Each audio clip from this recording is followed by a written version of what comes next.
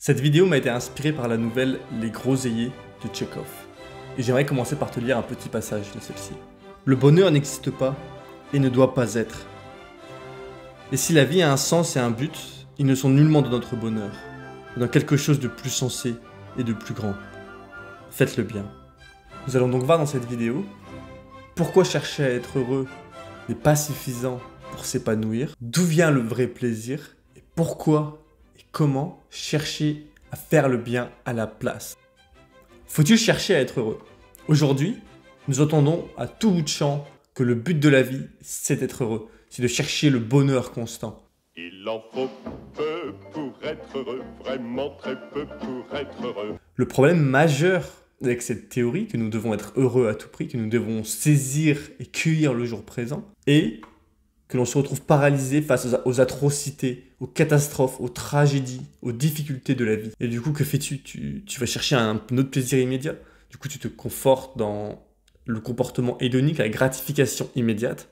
Et le problème de cela, c'est que tu te retrouves constamment à t'enfuir des situations difficiles dans lesquelles tu es. That's a problem for future Homer. Si tu fais cela, tu deviens excellent à ne pas agir. Et du coup, tu enseignes à ton cerveau et à ton âme que ne rien faire est positif. Et le problème, c'est qu'au long terme, tu chutes lentement en enfer lorsque tu fais cela. Parce que notre corps n'est pas fait pour être paresseux.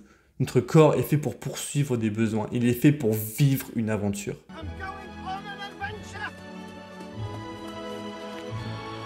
Dans la nouvelle Les Groseilliers de Tchekhov, le frère du narrateur avait un rêve. Il voulait avoir une petite maison dans la campagne et il plantait énormément de groseilliers. Le frère arrive finalement à accomplir ce rêve et j'aimerais bien te lire un petit passage dans lequel les deux frères discutent. Que c'est bon. Il mangeait avec avidité, répétant sans cesse.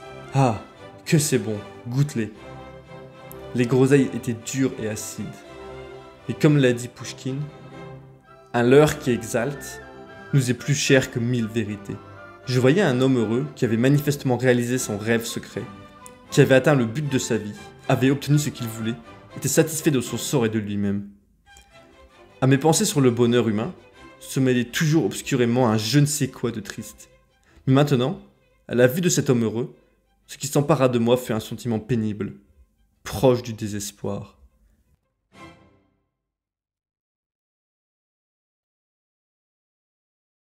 Nous ressentons des émotions positives lorsque nous avons finalement décidé d'adopter nos responsabilités, d'écouter notre conscience, notre appel du divin, notre petite voix, et de suivre ce qu'elle nous dit de faire.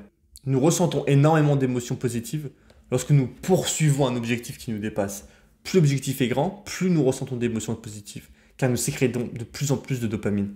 Donc si tu veux ressentir des émotions positives, définis des objectifs dans les différents aspects de ta vie et poursuis-les. Une fois que tu as réussi à atteindre un des objectifs, prends le temps de contempler ce que tu as fait et récompense-toi, félicite-toi. Dis-toi, ce que je viens de faire était bien. Pourquoi tu fais cela? Parce que ton cortex frontal a besoin de savoir que ce comportement que tu viens de faire était bien, que c'était un bon comportement et du coup il voudra que tu le produises de plus en plus. C'est l'importance du bon discours interne. C'est ce que fait Dieu dans la Genèse, c'est ce qu'il nous appelle à faire. Lorsqu'il construit le monde, chaque jour, il regarde ce qu'il vient de créer et voit que ce qu'il vient de faire était bien. Carpe diem ne veut donc pas dire profite de tes journées et ne fais rien, mais profite de chacune de tes journées pour grandir, mûrir, être noble et développer ton caractère. On fait pas d'omelette sans casser des œufs, Campana. J'ai dit à Monsieur Benz qu'on partirait aujourd'hui, on partira aujourd'hui. Vous apprendrez à me connaître, Campana. Quand je suis lancé, c'est difficile de m'arrêter. Tu vas me dire que c'est bien beau tout cela, mais quels objectifs devons-nous avoir? Fais le bien. Peut-être que chercher à faire le bien est ce que tu peux faire de mieux. Qu'y a-t-il de mieux et de plus noble que de vouloir faire le bien, que de vouloir rendre le monde meilleur? Bien sûr, cela sous-entend que tu vas accepter, que tu acceptes l'idée qu'il y a des hiérarchies de valeurs, des hiérarchies d'actions, qu'il y a certaines actions qui ont plus de valeur que d'autres actions. Vouloir faire le bien, c'est vouloir créer plein de petits paradis terrestres. C'est vouloir utiliser notre capacité divine de transformer le chaos en ordre. C'est ce que nous faisons constamment dans nos vies. Lorsque nous rédigeons un texte, au début il est chaotique. Et si nous travaillons bien et avons bien appris à le faire, à la fin il est beau, organisé et agréable à lire. C'est de là que provient le mot enthousiaste. Enthousiaste veut dire qui est possédé par le divin, qui a Dieu en lui. Pourquoi ne pas chercher à devenir quelqu'un touché par la grâce, qui arrive à transformer tout ce qui est autour de lui en petit paradis et en beauté. Cette fois, t'as vraiment été touché par la grâce. C'est l'idée de génie. Mais à qui faire confiance? Tous des vendus. On a toujours de la chance, mon copain et moi. C'est fou ce qu'on est bien. Tout ce qu'on touche, ça se transforme en or. Certaines personnes pourraient me dire, pourquoi chercher à faire le bien? Après tout, nous sommes tous foutus. Thanos l'a bien vu, nous sommes trop nombreux sur la planète et nous devons tous périr et disparaître. Avant de proclamer la fin du monde, que nous allons tous disparaître si nous ne changeons pas nos comportements immédiatement, que nous devons viser la décroissance, je t'invite à lire sur le sujet, à te renseigner, à voir ce qui est vrai, plutôt que d'écouter ceux qui surfent sur un mensonge. Par exemple, savais-tu qu'en moyenne, un humain produit 7 fois plus de richesse qu'il n'en consomme? Ce qui veut donc dire que pour réduire notre impact sur le climat, nous devons être le plus nombreux possible, nous développer le plus vite possible, car les innovations créent de la richesse qui crée une réduction de notre impact environnemental. Je t'invite à lire le livre Super Abundance. Ce que je t'invite à faire, c'est de choisir un sujet qui te touche et à te renseigner sur ce sujet pour voir ce qui est vrai et ce qui est faux. N'assume pas que tu as toute la connaissance parce que tu as 18 ans ou 20 ans et que tu as tout appris. Toute ta vie, tu vas découvrir des choses sur certains sujets. Écoute toutes les opinions. Ne te bloque pas à une opinion que tu as entendue de quelqu'un, mais regarde tous les différents aspects et essaie de voir chaque point que tu apprends. Essaie de voir s'il est vrai ou s'il est faux. Et chaque contre-argument de chaque point que tu apprends. Et une fois que tu as trouvé cette cause qui te touche à cœur, agis. Mais avant de pouvoir faire tout cela, il faut faire quelque chose que tu as sûrement déjà entendu. Clean up your room. That's a good start. Avant de vouloir changer le monde, commence par prendre soin de toi. Qui es-tu aujourd'hui? Qu'as-tu fait? Qu'as-tu construit? Que fais-tu chaque jour? Quelles habitudes as-tu chaque jour? Dans quoi peux-tu mettre de l'ordre? Que peux-tu améliorer? Quelles activités? Quelles habitudes peux-tu supprimer? J'aimerais te lire une liste de questions que tu peux te poser et prendre le temps d'y répondre avec honnêteté. Est-ce que tu te traites avec respect? Est-ce que tu saisis les opportunités qui s'offrent à toi? Est-ce que tu as un travail ou une carrière? Es-tu éduqué comme tu le désirerais? Est-ce que tu apprends ce qui capture ton intérêt? Que fais-tu de ton temps libre? As-tu des ambitions, sport, social, créativité? As-tu de bonnes habitudes ou des habitudes qui te détruisent? N'oublie pas que tu deviens ce que tu pratiques. Donc que pratiques-tu au quotidien? As-tu développé des habitudes qui te permettent de mûrir, de trier le bon grain de livret, de développer ton caractère? Ou as-tu des habitudes qui te font chuter et entraînent ta perte? Imagine que tu es un champ de blé. Essaye de n'être que bon grain et de supprimer tout livret. Combien d'heures perds-tu par jour à faire des choses non productives sur les réseaux sociaux? Supprime tout cela. Essaye d'optimiser ton temps pour arrêter de le gâcher. As-tu appris à réguler les tentations, le porno, la gourmandise, la paresse, l'envie, le mensonge? Mens-tu? Dis-tu ce qui doit être dit ou laisses-tu le ressentiment grandir en toi? Fais-tu ce qui doit être fait? Arrête de faire ce qui est mauvais pour toi. Arrête de faire ce qui te rend faible et malhonnête. Tu verras un changement rapidement. Prends le temps de penser à toutes ces questions et à y répondre honnêtement. Si tu prends le temps d'appliquer toutes ces questions, ta vie peut se transformer. Pour ta vie sociale, est-ce que tu as un partenaire romantique? Une personne avec qui tu veux rester sur le long terme, avec qui tu veux construire quelque chose, avec qui tu veux construire une famille? Ou est-ce que tu cours partout de gauche à droite pour coucher avec autant de personnes que possible? Est-ce que tu as une famille? Est-ce que tu as des amis proches? Des amis, ce sont des amis pour lesquels tu peux dire de bonnes et de mauvaises nouvelles. Si oui, est-ce que tu traites ta famille et ton épouse ou ton époux avec dignité et respect? Est-ce que tu as une bonne relation avec ta famille ou est-ce que tu as des conflits familiaux à résoudre? Si tu as des conflits à résoudre, vise à les résoudre dès que possible. Résous ces conflits. Ne reste pas avec des nœuds en toi. Ton objectif pendant ta vie sur Terre, c'est de dénouer tout ce qui a été noué. Une fois que tu as pris soin de toi, que tu as mis de l'ordre dans tout ce qui est à l'intérieur de toi, il est temps de faire une autre étape cruciale. Il est temps de développer ta vision. J'aimerais te citer un petit passage de la Bible qui dit que l'œil est la lampe du corps. Si ton œil est en bon état, tout ton corps sera éclairé. Mais si ton œil est en mauvais état, tout ton corps sera dans les ténèbres. Quelle vision vois-tu pour toi-même, pour ta famille, pour ta vie romantique, pour ton partenaire, pour tes amis? Développer notre vision, c'est utiliser notre capacité d'être humain. C'est utiliser notre cortex frontal qui est capable d'imaginer différents futurs possibles et de décider de sélectionner un futur choisir une direction à prendre et la poursuivre. Always remember, your focus determines your reality. Il faut oser se poser la question. Se dire qu'est-ce que je veux vraiment. Prendre vraiment le temps de se poser la question avec honnêteté. S'ouvrir à la possibilité d'obtenir une réponse. Se poser vraiment la question. Qu'est-ce que je veux? Tu peux avoir ce que tu veux, mais tu dois le spécifier. Tu dois te poser la question. Tu dois essayer de savoir ce que c'est. Tu dois t'ouvrir à la possibilité de transformation pour pouvoir justement atteindre cet objectif. Si tu ne définis jamais ce que tu veux, tu ne pourras pas l'obtenir. Car tu ne sauras pas ce que c'est. Tu n'auras pas de direction à prendre. Et du coup, si tu n'as pas de direction, tu n'as pas de dopamine, tu n'as pas d'énergie pour aller cueillir ce besoin, pour aller vers cet objectif, pour agir chaque jour, pour confronter toutes les difficultés.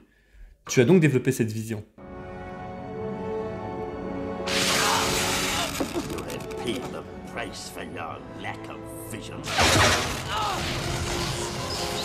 Vise à développer une vision qui n'est pas une vision naïve de « je cherche à être heureux à chaque instant de ma vie », mais plutôt une vision qui te permet d'être résilient, de résister face aux atrocités, aux catastrophes de la vie, de surmonter chaque tragédie, chaque difficulté que tu rencontres. C'est l'image du Christ portant sa croix et il nous invite à le suivre et à porter notre croix avec lui. C'est porter tous les péchés, toutes les atrocités, toutes les catastrophes, toutes les difficultés du monde sur son dos et gravir la colline avec le Christ. Nous sommes appelés à faire cela. Et peut-être que c'est la vision la plus belle que nous pouvons atteindre. Peut-être que c'est la vision pour laquelle nous pouvons justement ressusciter. C'est d'avoir la vision de vouloir justement faire face à toutes ces atrocités, à toutes ces difficultés. Et en faisant face à toutes ces atrocités, nous ne sommes pas détruits, mais nous ressuscitons. Car l'alternative est de t'enfuir face aux atrocités. L'alternative est aussi de ne pas développer de vision, de rester dans le brouillard. Mais le problème, c'est que si tu fais cela, tu ne viseras rien et tu n'arriveras pas à grandir et à mûrir. Peut-être que tu voudrais être quelqu'un que les gens respectent et font confiance, sur qui on peut compter. Une bonne personne pour toi et pour les autres. Une personne qui amène la paix autour de toi et qui est productive et généreuse. Après tout, pourquoi ne voudrais-tu pas cela? Cependant, as-tu développé ton caractère pour mériter toutes ces choses-là? Si toutes les femmes te rejettent, c'est que tu dois mûrir, c'est qu'il te manque quelque chose. C'est que tu dois développer ton caractère. Cependant, tout cela est bien beau, mais comment faire pour devenir cette personne? Comment faire pour agir et se transformer en cette personne généreuse, productive, qui arrive à créer de petits paradis terrestres? Je t'invite à devenir un homme de cœur.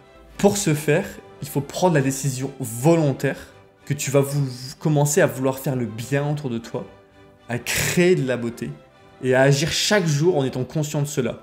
Donc chaque jour, être conscient lorsque tu te réveilles, qu'est-ce que je peux faire aujourd'hui pour créer quelque chose de beau? Le fait de faire cela, tu vas réussir chaque jour à éliminer l'ivraie et à n'avoir que du bon grain autour de toi. Et pratique cela pendant une semaine pour commencer, puis 2 semaines, 3 semaines, 1 mois et des années. Imagine au bout de 10 ans qui tu es devenu, si constamment chaque jour, tu as réussi à éliminer les mauvaises actions. Nous savons tous lorsque nous allons dans la mauvaise direction et que nous chutons dans les abysses. Nous savons tous lorsque nous faisons quelque chose de bien. Le principe est maintenant d'être conscient lorsque nous le faisons. Et essayer d'éliminer ce qui est mauvais et de garder ce qui est bien. Pense aux personnes que tu respectes et que tu trouves admirables. Que font-elles chaque jour? Qui sont-elles? Essaye de comprendre ce qu'elles font et de voir comment tu pourrais aussi être cette personne. Généralement, ces personnes sont honnêtes, généreuses, braves et écoutent leur conscience. Ces personnes ne visent pas à être heureuses à tout prix, mais sont courageuses, héroïques, braves, vaillantes, productives, rigoureuses, prêtes à affronter le danger. Ces personnes peuvent tout aussi bien être affectueuses, tendres, traitant les autres avec amour, compatissantes, sincères et honnêtes. Ils visent à devenir quelqu'un comme cela, même si c'est difficile. Deviens compétent et fort. Vise à devenir quelqu'un comme cela, même si c'est difficile. Note les valeurs qui te parlent, qui parlent à ton âme et que tu aimerais développer. Quelles valeurs chevaleresques voudrais-tu développer? Et essaye de voir ce que tu peux faire, comment tu peux agir pour développer ces valeurs. Comment rendre le monde meilleur et faire le bien? Commence par faire le bien avec toi, car tout est interconnecté. Chaque chose que tu fais aujourd'hui, qui est bien, Dieu te le rendra et tu l'auras au centuple. Chaque chose que tu fais de mal, prends le temps de te confesser intérieurement, de te rendre compte que ce que tu as fait c'était mauvais. Sois compatissant envers toi-même, accepte que ce que tu viens de faire a été mauvais et vois comment tu peux justement apprendre de cela. C'est l'idée du Nouveau Testament, c'est le pardon. Pardonne-toi et voir comment tu peux avancer dans le futur pour ne plus faire cette mauvaise action. Donc j'aimerais terminer en te lisant un dernier extrait du livre Les Groseilliers. Mon ami, proféra-t-il d'une voix suppliante, ne vous tenez pas pour satisfait, ne vous laissez pas endormir. Tant que vous êtes jeune, fort, alerte, ne vous laissez pas de faire le bien. Le bonheur n'existe pas et ne doit pas être. Et si la vie a un sens et un but, ils ne sont nullement dans notre bonheur, mais dans quelque chose de plus sensé, de plus grand. Faites le bien. Si tu veux aller plus loin, je t'invite à aller regarder cette vidéo et à rejoindre ma mailing list dans laquelle j'envoie des emails chaque semaine et je parle de sujets similaires. Donc si ça t'intéresse, je t'invite à aller la voir. Ciao.